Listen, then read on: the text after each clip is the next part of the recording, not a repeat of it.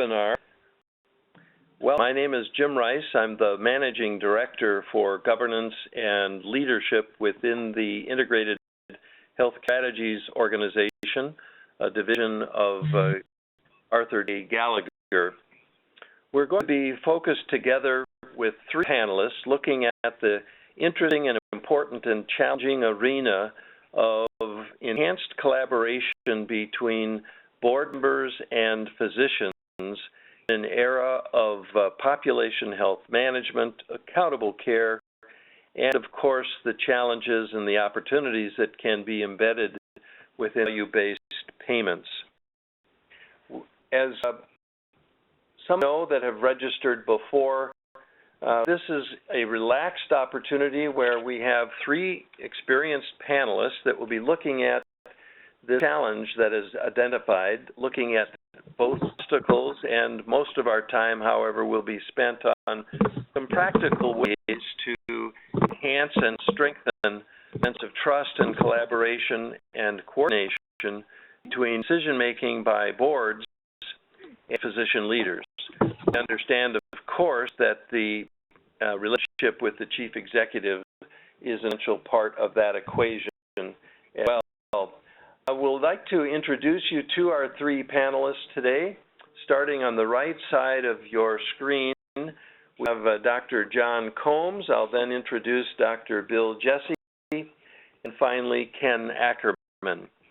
John, it's great to have you with us. As many of you know, he's been very active and has devoted a large part of his career to enhance the working relationships between executive teams, physicians, and boards. He has recently stepped down from the American Hospital Association Center for Healthcare Governance.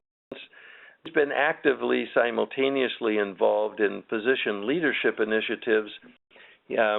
We won't go through all of his very respected career and pathway. He's actively involved in strategy and consultation and educational pursuits right now across the country. He's done everything from chief resident into shaping national policy. So John, welcome to our group. I'll come back to you in a moment. Next, I'd like to introduce the second panelist, Dr. Bill Jesse. Many are very well aware of his leadership role in the Medical Group Management Association for a number of years. He's a good clinical career, has assumed many board and physician leadership roles himself, as well as actively been a champion to develop that kind of capability within the physician leadership ranks, medical staff relations, and governance of those activities, and also, of course, he's been a real champion for success at the intersection of boards, executives, and physician leaders. He's an active advisor and consultant within our organization for a number of years. So welcome you, Bill. Thank you for joining us. I'll come back to you with some questions in a moment. To introduce you to our Chair Emeritus of the Integrated Healthcare Strategies, Ken Ackerman.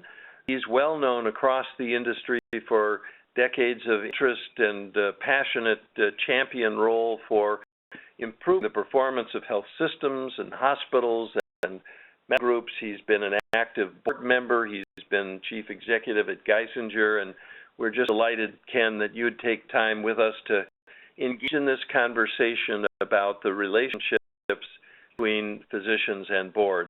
So further ado, we'd like to have conversation, a style that's relaxed for our audience as well as the three panelists. The first area that I'd like to address to get some insight from each of you is, why is it more important now, perhaps more than ever before in the last couple of decades, that board members and physician leaders and executives are a bit more formal, a bit more intentional about building their relationships, their sense of collaboration and trust. John, you've seen this from all angles, as I mentioned in my brief, totally inadequate introduction to you.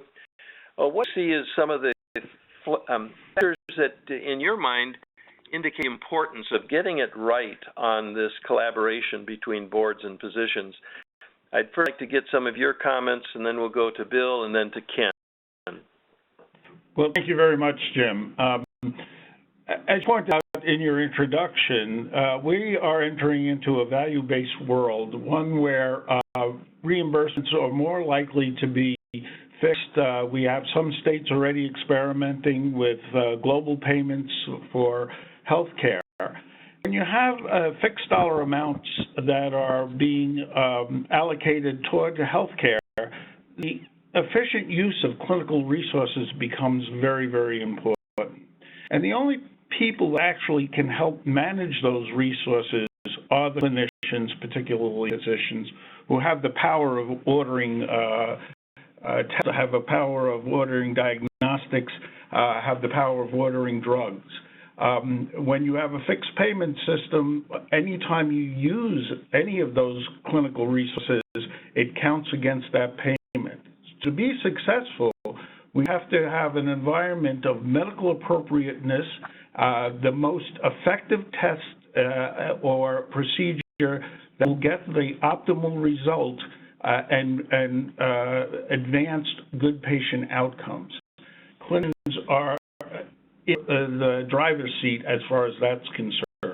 Partnership with the physicians is extremely important so that we can have good clinical management of our resources and success in a value-based world. That makes very good sense, John, and I heard you in Prague last year when we had a chance to address some of the Central and Eastern European health leaders about the chronic disease elements. When you value-based overlaid to chronic disease management, this partnership that you cite is so important. Thank you. Bill, how about from your perspective, what do you see some of the elements of why it's so important now to pay attention to this relationship? Well, of pointing at recent news, I think the uncertainty about where we're going with health insurance in this country and the resultant financial instability is really one of the biggest issues that hospital boards and management and physicians are all facing. Nobody knows where we're going. Consensus is that it probably is not going to be good for the financial position of a lot of organizations. But I think that's number one on why we need to see more collaboration and cooperation. There was just recently a study that was released by the American Medical Association where they reported that for the first time, the majority of physicians in the United States are no longer in independent practices. They are now predominantly in hospitals, health systems, and other employer kind of relationships. And yet, one of the things I've seen very often is you talk to a board and they say, yeah, we're an integrated delivery system. We employ 600 physicians. But if you look at what they're actually doing, they're not very integrated at all. And there was recently a paper in the Office of Internal Medicine where they did a controlled study, interestingly enough, hospitals that transition from being pretty much 100% voluntary medical staff to hospitals that transition to employment models. And they basically found that there was no difference in quality measures and outcomes, that simply employing the physicians didn't really improve care at all. And I think for all the reasons that John talked about, increased risk that we're facing, resources are becoming more scarce. Now more than ever, the economic fate of hospitals and doctors is closely intertwined. So we got on ways of working more closely together. On top of all that, I would be if I didn't mention that the whole issue of compliance as more and more of these organizations employ more and more physicians, and the feds are looking very hard at how you pay them, how much you pay them. The board really needs to be on top of the compliance issue and be very comfortable. I've had a couple of clients that are in public boards who are very nervous about talking about compensation for physicians at their board meetings because they're often attended by the local press. But if there's anything that would really be a reason for physicians and board members to get together and find some common ground, that very fact should be a real driver, trying to make sure we can explain to our constituents why we pay what we do, that the fact that it's fair, reasonable, and equitable is very important. Thank you, and very helpful and wise comments and observations. John's talking about the value pressure for collaboration. Bill teed up the need to cope with instability and integration. And these intertwined challenges, as well as, of course, compensation compliance. So, Ken, as you've looked at this over the years, what additional observations would you share about why it's important to pay attention to this kind of collaboration? Like, what makes this uncertainty so difficult that Bill's talking about, Jim, is that this journey that we're on, migrating from volume to value, is playing out darn differently in different parts of the country. There's some 300 plus markets throughout the country. What's happening out on the West Coast, state of California, is very, very different from what's on in the Midwest, is different from what's going on in the Southeast. And so it's a time when boards really have to understand the market that they're serving, because it is so darn different. It is also a time that I, in all of my years in this wonderful field, the time that I've never seen boards faced with so many bet the farm decisions that can be so unforgiving if they make the wrong decision. And this might be starting a new health plan, big time risk. We saw the disaster in the early 90s. We're seeing some of that being repeated now. Some very big, reputable institutions that have gotten into the business and already, after hundreds of millions of dollars of loss, getting out of it. It be joint venturing with an insurance company. It might be merging with another health system. Again, big time, difficult, complicated decisions. And if boards miss on them, they can have disastrous consequences for the enterprise that they're governing, as well as the community that they're serving. So it's a time when it's absolutely essential that boards and leadership be on the same page and fully aligned as they're making decisions that are challenging but difficult as are to remain competitive in markets. Thank you. And so we acknowledge the context is complicated and different across the country, but the risks are big, and in all of these, it just drives home from all three perspectives that each of you have shared the importance and the value. Okay, so we get it. It's important to have good relationships, but why is it so difficult to nurture those and to really have them optimized? I want to first turn to you, Bill, and because I know you've written about physician burnout, and perhaps that's a flavor or piece of the obstacles, but could you share a little bit, Bill, what you think to be some of the big obstacles to getting optimal collaboration between boards and physicians? And then I'll turn to you, Ken, and then finish with you, John. So, Bill, what do you see as the obstacles? Well, I think the biggest obstacle I see is one that affects board members, physician leaders, and management equally. That is seeing the world through conventional wisdom, because the conventional wisdom has gone out the window, and we have to start looking at issues from a new perspective. Back to John's point about the physicians controlling expenditures, historically, boards, and I spent 9 years on the board of a health system in Denver. I chaired that board for 2 years. So I've sat on the board side of the equation as well as being on the physician side. But we looked at physicians as a revenue center.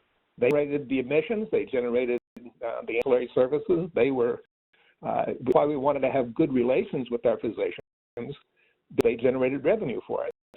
That paradigm has changed radically, and in many cases, physicians are now a cost center in terms of the fact that we're paying their salaries in many cases, but also because they drive the consumption of other resources, as John pointed out. So I think the biggest challenge we've got is just trying to look at things through a different scope than we traditionally have. To your point about burnout, I think the biggest problem we run into is in many cases feel called and unappreciated by the organizations where they're working. They feel like they often have no voice in decision making. The pressure for throughput, which has been driven by the volume, the payment systems, in many cases, the key factors in the burnout rate. Physicians just feel like no matter how hard they work, it's never hard enough. My own primary care physician was complaining to me the other day about the fact that he gets some really good office people, and then the system comes and takes them and moves them someplace else into a larger practice.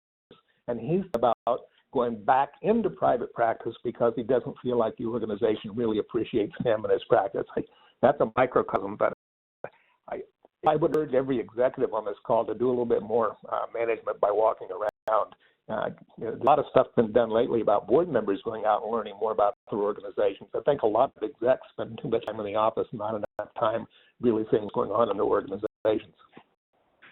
So we see mindset and the lens of looking at this needs to be refined. And this whole frustration of physicians can get in the way of optimizing those relationships if they do feel, as Bill indicates, underappreciated and under-involved. So good comments, Bill. Thank you. John, as you look at this and work with organizations across the country, what are you seeing to be a couple of the big obstacles to collaboration? Jim, generally I did a board retreat for a very large organization out on the West Coast, and the focus of their board retreat, and this was generated by the board itself, was this whole issue of burnout. And I want to talk about that a little bit differently than Bill did in terms of what the problem is and how it becomes an obstacle between the physician and particularly the board. I think boards have embraced the need for organizations to rapidly change in this changing environment, to respond to the uncertainty that's out there, to transform the way we've delivered care in the organization. But they've done that without regard to what the professional values are of the clinic staff. And I'm not just talking about physicians here, but nurses as well. I'll reference the production pressures. Yet we talk a lot about value-based pricing and value-based reimbursement, but physicians are still governed by RVUs. They can't take breaks without having geared on RVUs before their vacation and recovering RVUs after their vacation. Those are the production units by which they get paid, and so they have to constantly worry about how much revenue they're generating through RVUs. Yet the organization keeps talking about, we are really gearing up for value. We want you to have, we want to get quality outcomes. I think our professional values oftentimes say, how can I have quality outcomes with 10-minute visits to patients and really get to the reason that patient came to see me and satisfy what their needs are. I think that they are tied down by a system that's very inflexible.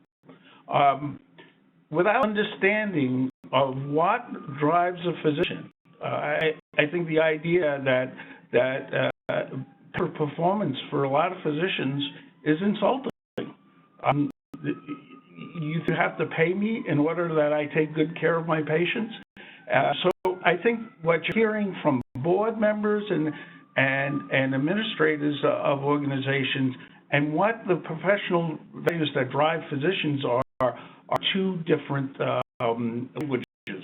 And as Bill pointed out, somehow we have to get together on the same page. Physicians see this disconnect between what the organization wants from them and why they went into medicine in the first place. Physicians went into medicine for the things that motivates everyone. Daniel Pink recently wrote a book on motivation, and he talked about autonomy, memory, and purpose. And I think right now physicians don't feel like they have the clinical autonomy, the autonomy to do what's best for the patient, they don't feel they have the time to really master what they're doing, nor is the organization respecting their ability to become masters of their profession.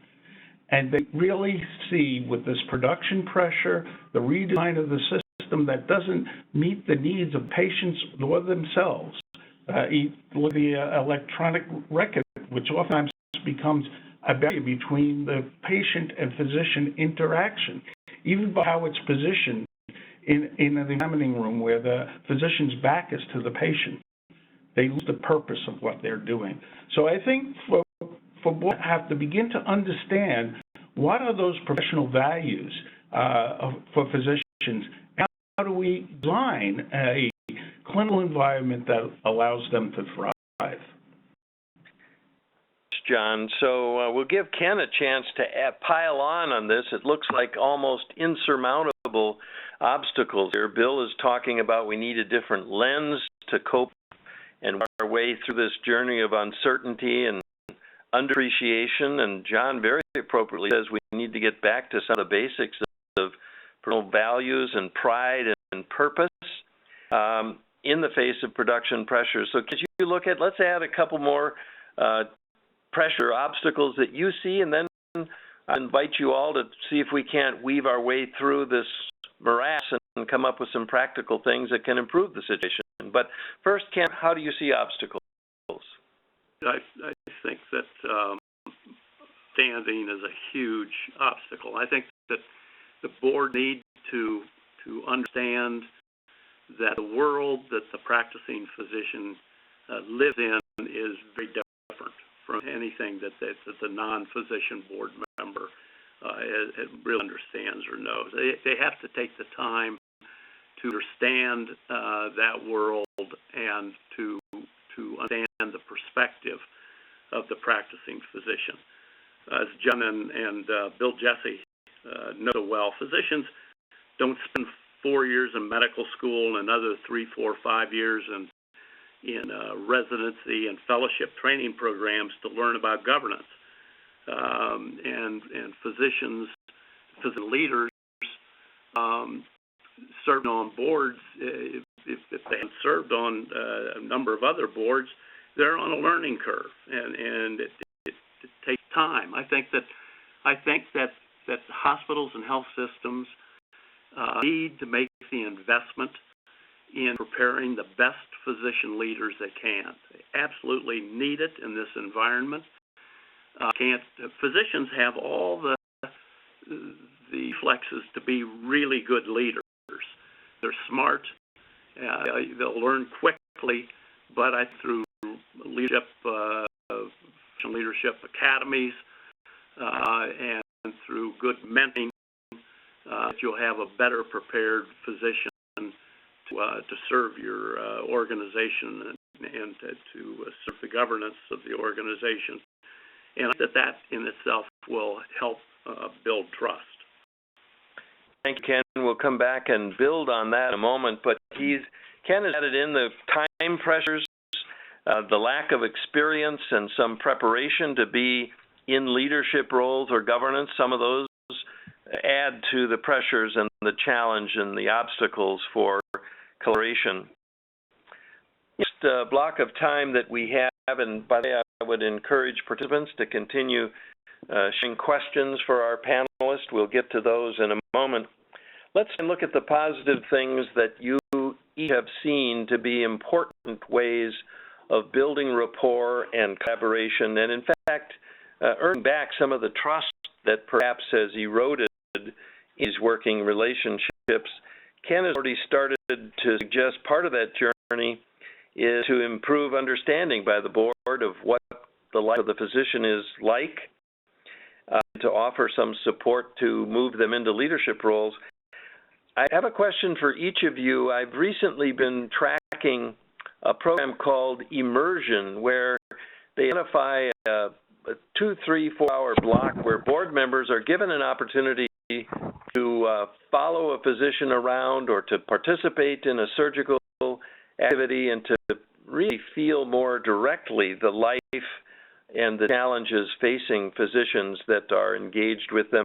Before we go into your general comments, Bill and John, do you have some observations about what can boards do to better understand the life of the physician?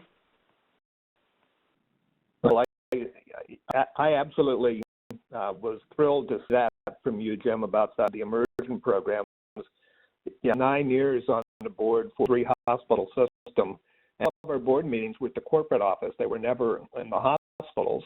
So I would venture to say that it'd be a rare employee or even a rare member of the medical staff who could tell you who our board members were in that period of time. Toward the end of my tenure, we did set up a program where all our board members spent a day at one of the hospitals just walking around with some of the staff and first of all, the staff see who the board member was, but also having the board members see some of the issues that the staff came into contact with every day. It's amazing how much just that face-to-face contact can do to try to build relationships, because people feel like you care if you're willing to take some time and come out and look at their environment and see what goes on there. I think the immersion program is a great idea, and it could work for some of your physician leaders. Many physician leaders know all about their own practice, but they know very little about some of the other stuff that goes on in the hospital.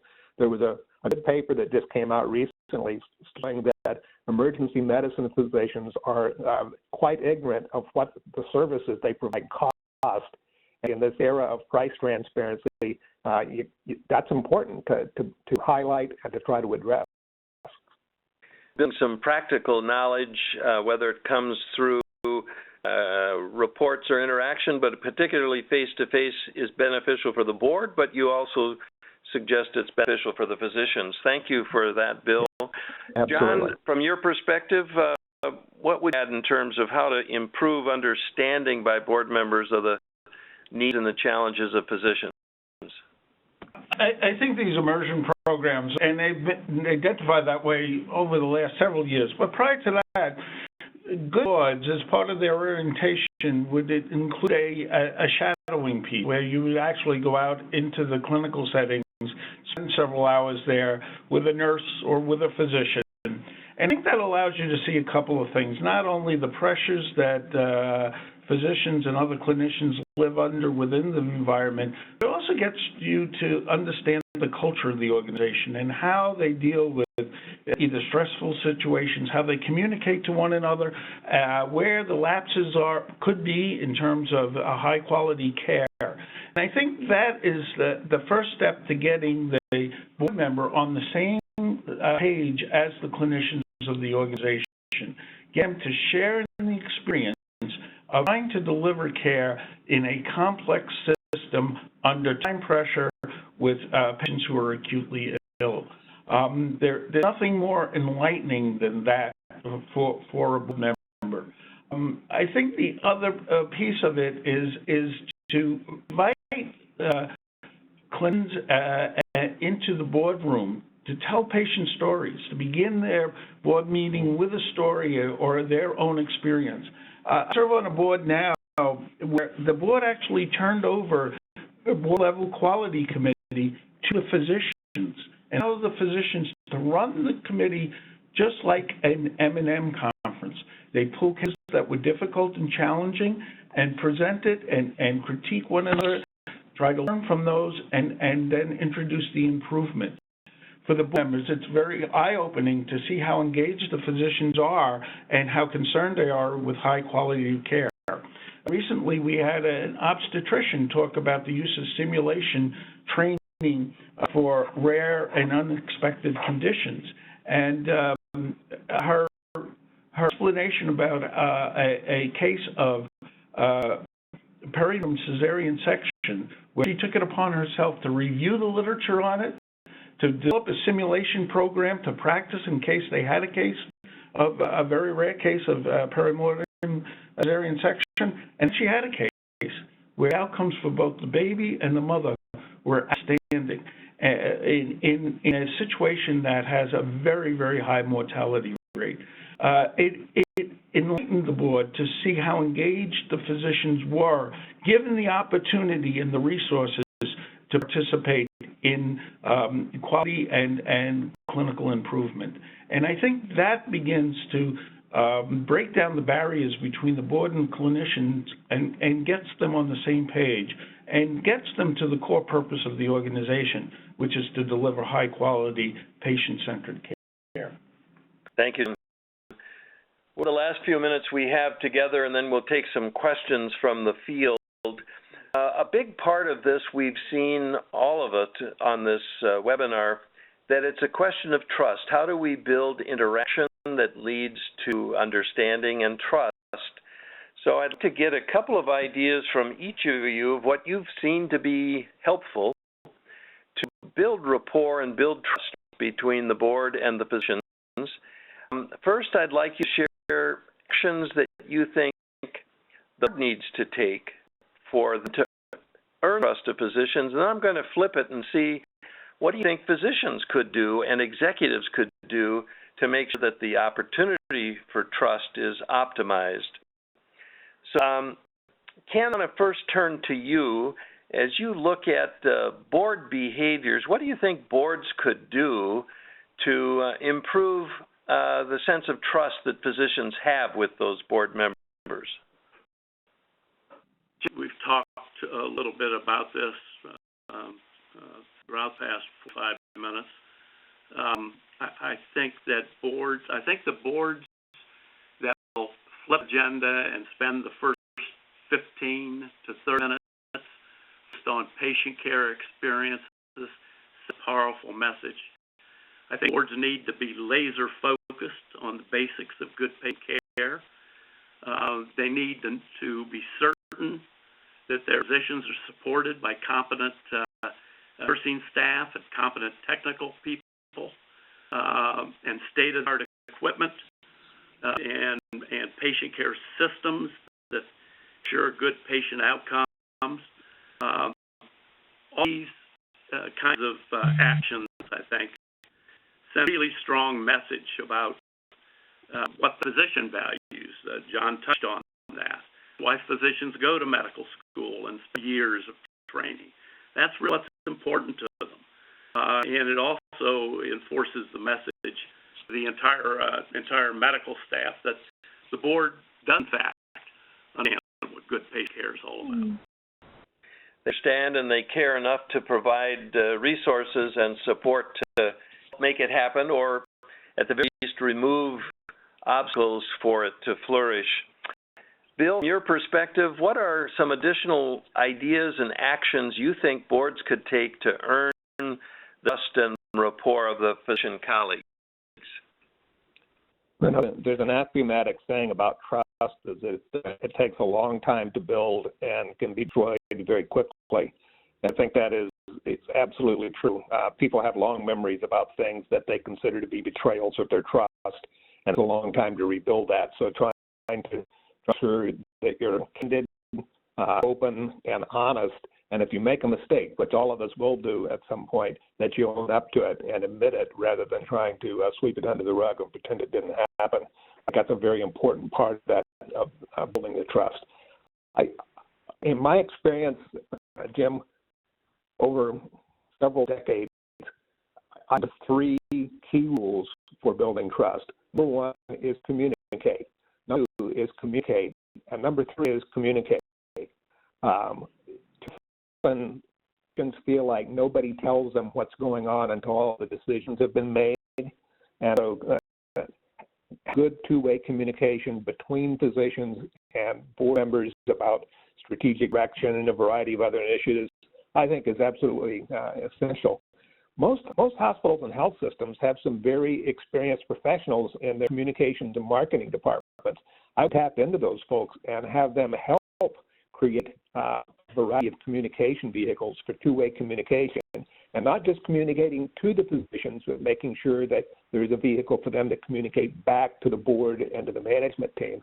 I was at an institution in New England not too long ago where one of the physicians said, "Don't just ask me once because I may not have time to get back to you then.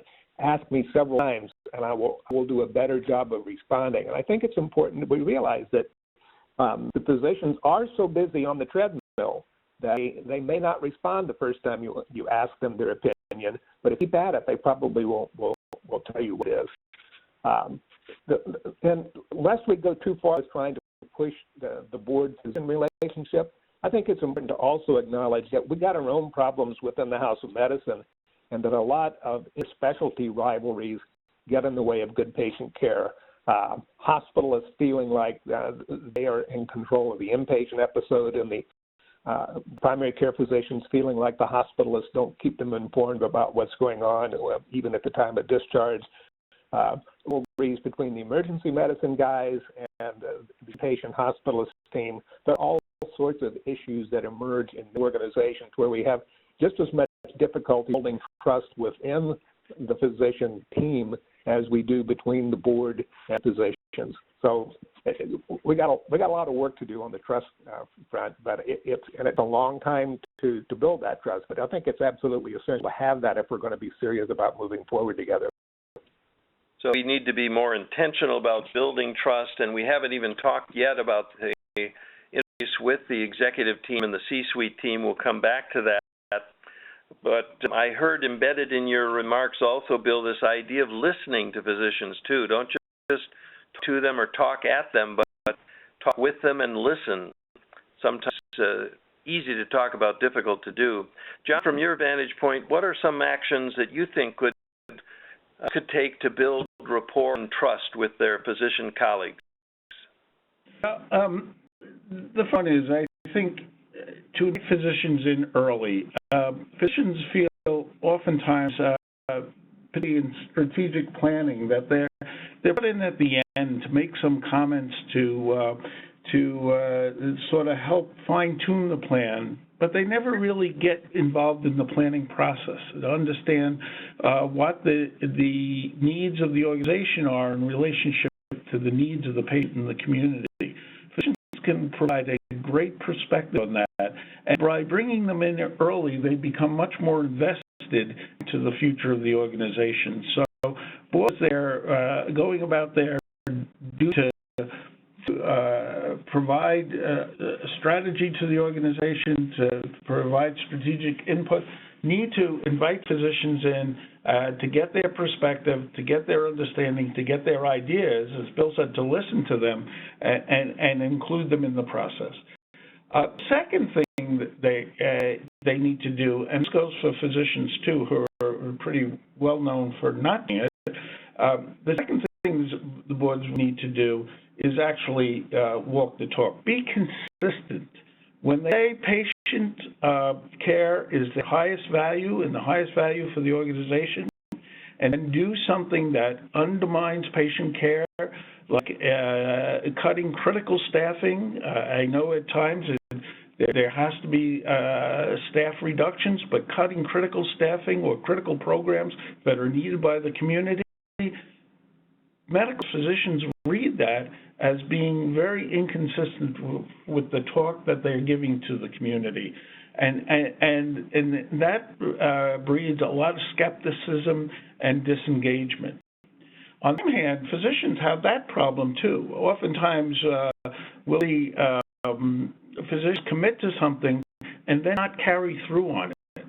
They'll agree that they will do this to benefit both the organization and the patient, and then go back to their old ways of doing things. So I think on both sides there has to be a commitment to acting the way we speak, to walking the talk, and being fully engaged to our real commitments, which are around the patients and the community. Thanks, John. Thank you for emphasizing some of those fundamentals of earning trust and then keeping it. Each of you have indicated a truism, which is it's a long time to build it, but it can be damaged quickly. We have a few minutes left, and I want to give each of you a chance for a closing observation in a moment. Let's just take the issue of rebuilding trust.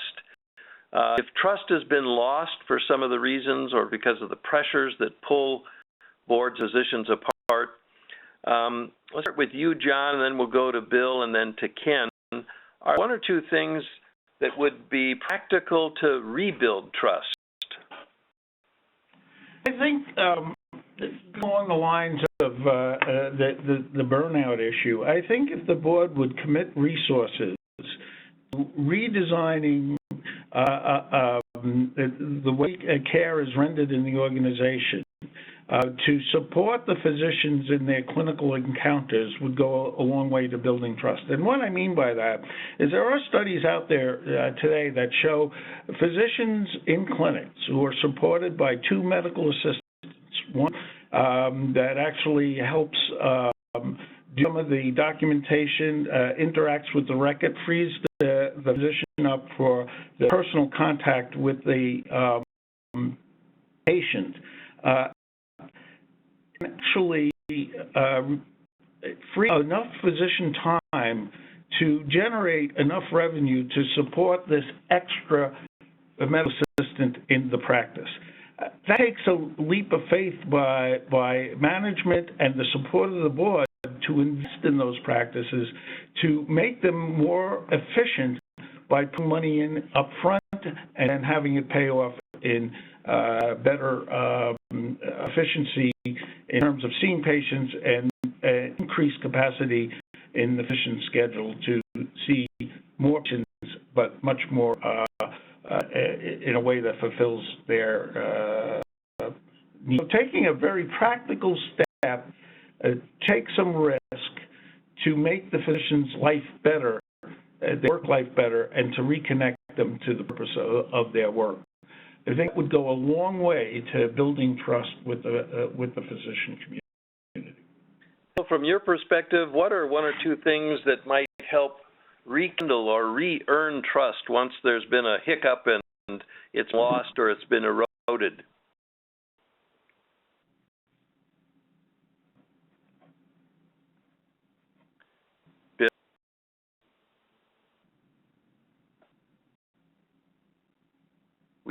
Sorry, I hit the mute button by accident.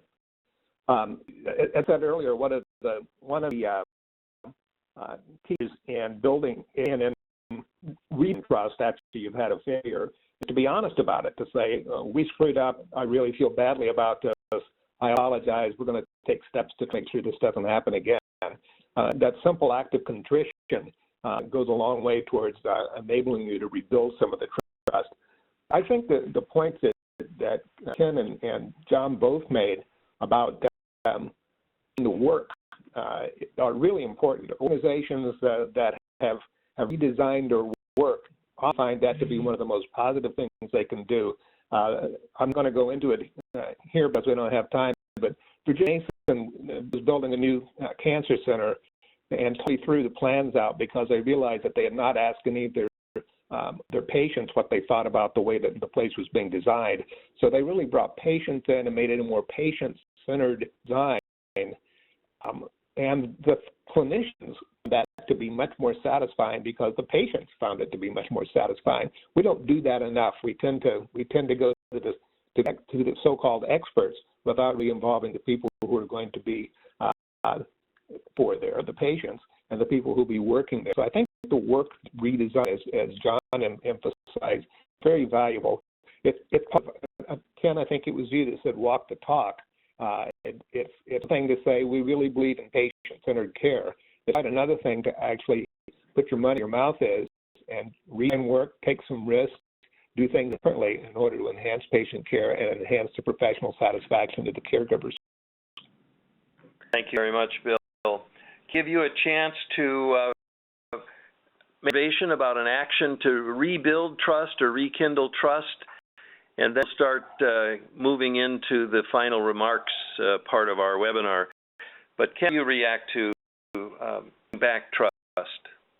I think if you look at the goals of healthcare that I think that people respect as successful, high-quality organizations, you culture where the docs are at the table in anything that's going on in that organization that's important. It speaks a little bit on the observation that John made of docs being brought in too late. And I think that's an unforgivable sin, especially in this environment. Forced trust absolutely must be at the table. And I mean that throughout the committee structure, ad hoc committees right up through the top of the governance of the organization. Physicians need to be there. Now, physicians need to be prepared. They need to be willing to step up themselves. Trust is a two-way street, so they need to be willing to make commitment of time. All of that takes time to sit on a board or sit on committees, but yet they absolutely need to be represented. They also need to be willing to hold their colleagues accountable. When there are quality issues that sometimes physicians have been reluctant to step up to, they can't afford to sit back. They absolutely need to hold their colleagues accountable to maintain the highest standards of quality of care in their organization. Thank you. That's wise counsel, Ken. In the last couple of minutes of the webinar, I'd like to have John Combs, Dr. Combs, an opportunity for a closing observation to this webinar to a close, and then finally with Bill. So what would you'd share with our audience, both in participating and listening in now, but also those that will look at this recorded webinar in the future? What counsel would you share? I would tell boards, when look at their physician staff, they have to recognize that physicians are probably their most important strategic asset. The work of the organization gets done. And as a strategic asset, there has to be an investment made in them. They have to be tended to. Not like in the old days when we looked at the physicians as customers, but in the sense that we want them to be committed and engaged with the organization and participating in the decision-making for the organization. With this whole issue of physician well-being and burnout, we need to reestablish their joy, meaning, and work to help them find those professional values again and offer them an environment of continuous professional development. Engaging physicians anymore so they'll bring us admissions, because the times, as Bill pointed out, physicians are employees of our organization. But we're engaging physicians because they can help us attain the strategic goals for the organization by improving patient care, by delivering care in new and innovative ways, and by meeting the needs of our patients and communities. Physicians are the ones that, along with other clinicians, that really make the difference in the organization. And I think as board members, we have to recognize that, and we have to invest in it in the future. Thanks much, John. Bill, end with you, closing comments and observations about the importance of or actions to build this sense of relationship and collaboration between boards and physicians. I think it gets back to finding common purpose. And we probably don't talk about that enough, but I think the reason why board members in most not-for-profit systems, board members are still voluntary. The reason they give up a lot of their time is because they believe in what the organization is trying to achieve. And physicians do the same thing. As colleagues have pointed out, we go to medical school, we spend a lot of time and a lot of effort, not necessarily for the money, but because we really care about the people we serve. It's a calling. And I think we need to go back to looking at that common ground and trying to figure out how can we improve our common calling, board members, management team, physicians, so that we're achieving more. I do consulting work these days on physician compensation plans, and I get very nervous when I go into an organization where the physicians say, well, if you want me to attend a committee meeting, how much are you going to pay me to go to that? Because you started making it all about the money. If you look at how physicians are compensated in some of the most highly regarded systems around, they are not the highly compensated physicians on the block. If you allow it to all become about the money, that's a slippery slope.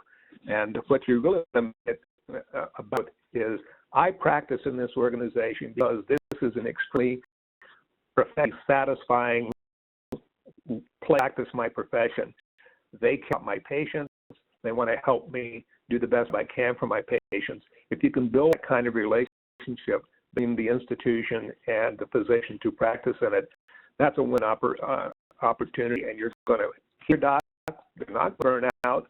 They're going to be with you, and they probably are going to consume less resources, not only in terms of what they order, but in terms of what they expect to get paid for what they do. Thank you much, Bill. We could keep this topic going. I know our audience and I extend appreciation to Ken Ackerman, to Bill Jesse, and John Combs for sharing some of their experiences and ideas on this very important arena of collaboration between boards and physicians. We find it's important now more than ever before. We've been very candid about identifying some obstacles to making it happen, but at least 10 to 12 practical ideas have been shared with the audience about how to kindle and rebuild and nurture that positive working relationship. We will bring this webinar to a close. Thank you all for your interest in this. To our panelists, we extend our deep and sincere appreciation. We will send out the recorded message link to all the participants, as well as some additional resources that summarize the key points, very valuable points shared by our panelists. Thank you very much. If you will look, we remind everybody, our final webinar in this series will be on June 19th, 1:00 Central Time. We'll look at some new technologies for enhanced decision-making by boards. And thank you all for your attention. We are adjourned.